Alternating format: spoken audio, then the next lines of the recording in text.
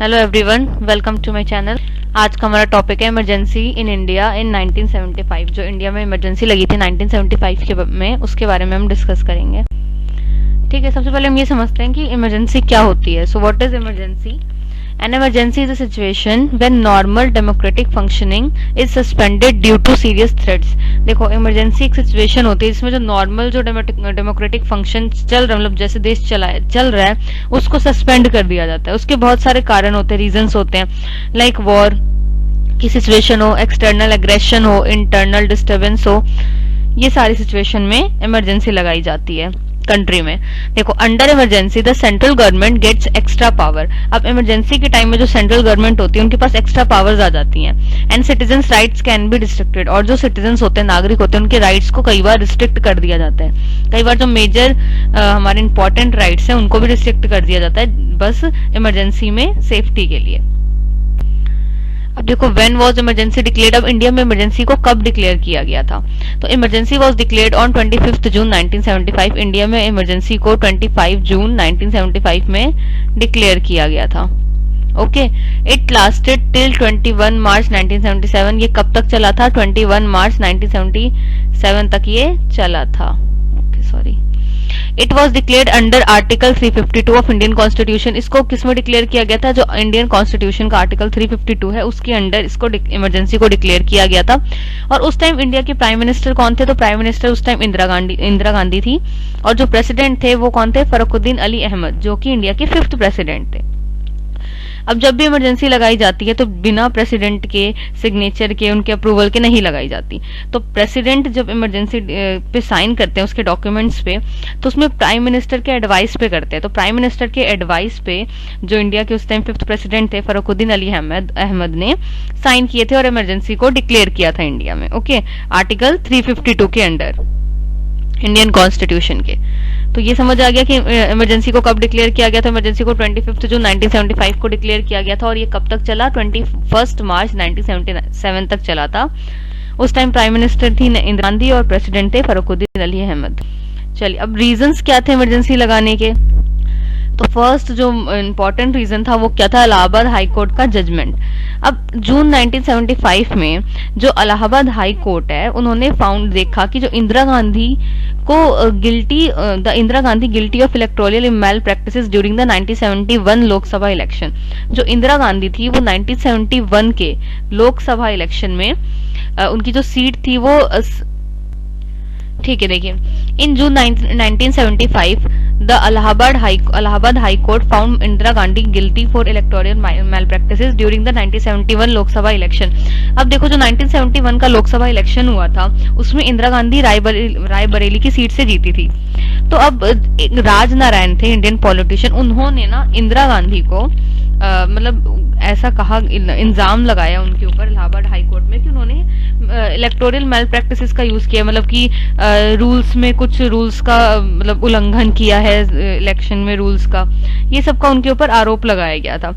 तो जो कोर्ट थी, हाई कोर्ट थी, उन्होंने इंदिरा गांधी पर वही इन सब इल्जामों के कारण उनको मतलब डिक्लेयर किया। कोर्ट ने ये फैसला लिया, हाई कोर्ट ने, कि जो उनका जो इलेक्शन है ना उसको इनवैलिड डिक्लेयर कर दिया कि जो जीती है रायबरेली सीट से वो इनवैलिड है। तो शी वॉज डिस्क्वालीफाइड, इसी कारण उनको डिस्क्वालीफाई कर दिया गया from holding office for 6 years। 6 साल के लिए उनको मतलब कि डिस्क्वालीफाई कर दिया गया था कि 6 साल तक वो चुनाव लड़ ही नहीं सकती थी बिल्कुल भी। अब देखो, ये तो उस time Indira Gandhi Indian prime minister थी, उसके बाद उनके ऊपर ऐसा कहा गया था। तो this decision created a constitutional crisis. अब इस डिसीजन ने क्या किया? कॉन्स्टिट्यूशनल क्राइसिस क्रिएट कर दिया, because she was the sitting prime minister. उस टाइम वो प्राइम मिनिस्टर थी इंडिया की, तब उनके खिलाफ ऐसा बोलना होना, एक देश में बहुत ज्यादा क्राइसिस आ गया था। तो इंस्टेड ऑफ रिजाइनिंग, तो इंदिरा गांधी ने रिजाइन करने के बजाय the government choose to impose emergency. तो गवर्नमेंट ने क्या चूज किया कि वो इमरजेंसी लगा देंगे रिजाइन करने के बजाय, क्योंकि इंदिरा गांधी को तो ये बोल दिया था ना हाई कोर्ट ने कि उनको डिस्क्वालीफाई किया जाता 6 साल के लिए। तो रिजाइन ना करने के बजाय क्या इम्पोज कर दिया गया कंट्री में? इमरजेंसी। ठीक है। सेकेंड रीजन क्या था? कि मास प्रोटेस्ट एंड अपोजिशन जजमेंट। अब ये जो हाई कोर्ट का जजमेंट आया उसके बाद बहुत ज्यादा प्रोटेस्ट होने लग गया इंडिया में, हर जगह पे। After the court judgment opposition parties demanded Indira Gandhi's resignation. अब कोर्ट के जजमेंट के बाद सब लोग कहना था कि भाई इंदिरा गांधी को रिजाइन करना चाहिए। जयप्रकाश नारायण जो इंडियन बहुत फेमस पॉलिटिशियन है, led a nationwide movement, students, workers, civil servants join protest. उन्होंने बहुत बड़ा एक आंदोलन छेड़ दिया था जिसमें सब लोग शामिल हुए थे, चाहे वो स्टूडेंट्स हो, वर्कर्स हो, सिविल सर्वेंट्स हो, सब लोगों ने ज्वाइन किया उनको। JP Narayan called for peaceful resistance, civil disobedience, non cooperation with the government, ये सब जेपी नारायण ने स्टार्ट किया। अब the government saw these movements as a threat to law and order. अब इतना मास अपोजिशन, मास वो चल रहा था, मतलब प्रोटेस्ट चल रहा था इंडिया में हर जगह, तो फिर गवर्नमेंट को ये था कि ये थ्रेट है लॉ एंड ऑर्डर के लिए, कि शांति भंग हो रही है देश की, पड़ेगा। ठीक है, प्रोटेस्ट हो रहे हैं जगह जगह, एडमिनिस्ट्रेशन खराब हो रहा है, नेशनल स्टेबिलिटी डेंजर में आ गई है। ओके, ये सब कारण थे क्योंकि इंटरनल बहुत ज्यादा डिस्टर्बेंस होने लग गया था। कारण यही था कि हाई कोर्ट में उनका जो फैसला, हाई कोर्ट ने जो फैसला दिया था उसके खिलाफ ही लोगों ने कहने लगे थे ना कि इंदिरा गांधी को रिजाइन देना चाहिए, और इसके खिलाफ ही प्रोटेस्ट स्टार्ट हो गया। फिर economic problems and social unrest.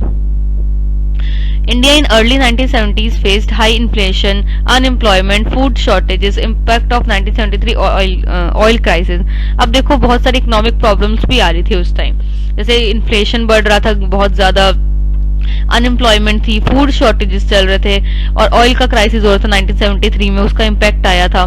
तो these problems increase public anger. अब ये इतने सारे प्रॉब्लम्स एक साथ चल रही थी कि पब्लिक बहुत ज्यादा गुस्सा हो गई थी, उनका गुस्सा बहुत ज्यादा फैल रहा था, and dissatisfaction with the government, और गवर्नमेंट से वो बहुत ज्यादा डिससेटिस्फाई थी। ठीक है, leading to frequent strikes, protest, ये सब बहुत ज्यादा कंट्री में चल रहा था, जगह जगह प्रोटेस्ट लोग कर रहे थे। Desire to maintain power, many scholars believe that emergency was used to continue in power। अब बहुत सारे स्कॉलर्स का ये मानना है कि इमरजेंसी को इसलिए इम्पोज किया गया ताकि पावर में दोबारा से आया जा सके, to suppress criticism and opposition, to control the judiciary and media. This political motive is considered an unofficial but real reason behind the emergency. अब देखो इमरजेंसी के टाइम क्या क्या हुआ, व्हाट हैपेंड ड्यूरिंग इमरजेंसी। तो फंडामेंटल राइट्स को suspend कर दिया गया, जैसे कि अभी हमने स्टार्टिंग में पढ़ा था कि इमरजेंसी में बहुत सारे मेजर राइट्स को भी छीन लिया जाता है। ठीक है, तो citizens could not approach courts, right to freedom was suspended. Citizens जो थे वो कोर्ट तक भी नहीं जा सकते थे क्योंकि उनके साथ बहुत ज्यादा चीजें ठीक नहीं हो रही थी, देश में कुछ भी ठीक नहीं चल रहा था, पर लोग कोर्ट में नहीं जा सकते थे जस्ट बिकॉज इमरजेंसी लगी हुई थी। प्रेस की सेंसरशिप कर दी गई थी, न्यूज़पेपर वाज कंट्रोल, न्यूज़पेपर को कंट्रोल कर दिया गया था, जो खबर बोला जाता था गवर्नमेंट के द्वारा सिर्फ वही छापी जाती थी, वो पूरी तरीके से गवर्नमेंट के कंट्रोल में था न्यूज़पेपर। ओके, एक second.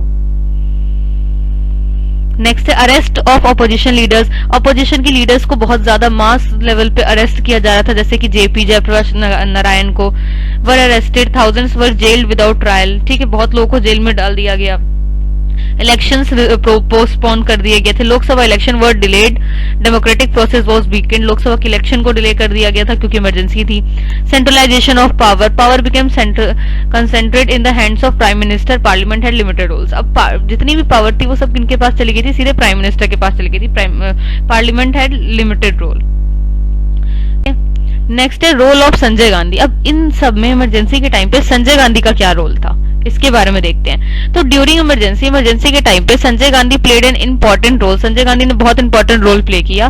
Throw he held no official post, लेकिन उनके पास कोई ऑफिशियल पोस्ट नहीं थी, पर फिर भी उन्होंने बहुत ज्यादा कुछ किया था। जैसे कि देखो क्या क्या हुआ था उनके टाइम में, उन्होंने क्या क्या किया था। Some controversial programmes include forced sterilisation, नसबंदी, जबरदस्ती नसबंदी करवाई गई थी। स्लम डिमोलिशन, स्लम को हटाया गया था, डिमोलिश किया गया था। तो these actions created anger among people. अब ये ऐसे ऐसे एक्शंस लिए गए संजय गांधी के द्वारा, जिसके कारण लोगों के अंदर और ज्यादा एंगर आ गया, गुस्सा, लोग बहुत ज्यादा भड़क गए थे क्योंकि जबरदस्ती उनकी नसबंदी कराई जा रही थी, स्लम्स को डिमोलिश किया जा रहा था। और किसके द्वारा किया जा रहा था? संजय गांधी के द्वारा किया जा रहा था, और उनके पास कोई ऑफिशियल पोस्ट नहीं थी उस टाइम। ठीक है, अब इमरजेंसी खत्म हुई and emergency was withdrawn in March 1977। Emergency कब खत्म हुई थी? मार्च में 1977 में। General elections were held. अब उसके बाद इमरजेंसी के खत्म होने के बाद इलेक्शंस करवाए गए देश में। तो कांग्रेस पार्टी वाज डिफीटेड। उसके बाद कांग्रेस पार्टी हार गई, जनता पार्टी पावर में आई। ठीक है, this showed that people still believed in democracy. अब इससे क्या साबित हुआ कि हाँ, लोग अभी भी लोकतंत्र में विश्वास रखते हैं। अब इतना होने के बाद लोग कांग्रेस को तो नहीं दोबारा से ला सकते थे, तो कौन आया पावर में? कौन आए थे? जनता पार्टी आई थी पावर में। ठीक है, अब क्या था देखो, the emergency was the emergency of 1975 वो हमें क्या बताती है कि democracy must be protected, democracy protect रहनी चाहिए, power should not be concentrated, okay, citizens rights are very important, that is why emergency is turning point in Indian democracy. अब emergency में इतनी चीजें ऐसी हुई जिनसे लोगों को समझ आया कि पावर को एक तो कॉन्सेंट्रेट करके एक ही जगह नहीं रखना चाहिए, सेंट्रलाइज नहीं होनी चाहिए, सिटीजन्स की हमारे जो राइट्स है वो बहुत ज्यादा इंपॉर्टेंट है, ये भी समझ आया, क्योंकि इमरजेंसी के टाइम बहुत सारे राइट्स को छीन लिया गया था। प्रेस, न्यूज की भी राइट्स उनके पास नहीं थे, प्रेस सेंसर कर दिया गया था। तो इमरजेंसी एक टर्निंग पॉइंट बना, क्योंकि इमरजेंसी के बाद बहुत सारे कॉन्स्टिट्यूशन में अमेंडमेंट हुए थे, जिसमें एक मोस्ट इंपॉर्टेंट हम कह सकते हैं अमेंडमेंट 44 जो हुआ था। ठीक है, नेक्स्ट वीडियो में उसके बारे में अच्छे से डिस्कस करेंगे कि 44 अमेंडमेंट में क्या क्या हुआ था। तो इमरजेंसी के बाद इंडिया में बहुत कुछ चेंज हुआ, बहुत ज्यादा कॉन्स्टिट्यूशन में चेंजेस किए गए ताकि और भी ज्यादा स्ट्रांग बनाया जा सके। Okay, I hope you found this video useful. Thanks for watching. Channel को सब्सक्राइब कर लीजिएगा और वीडियोस के लिए।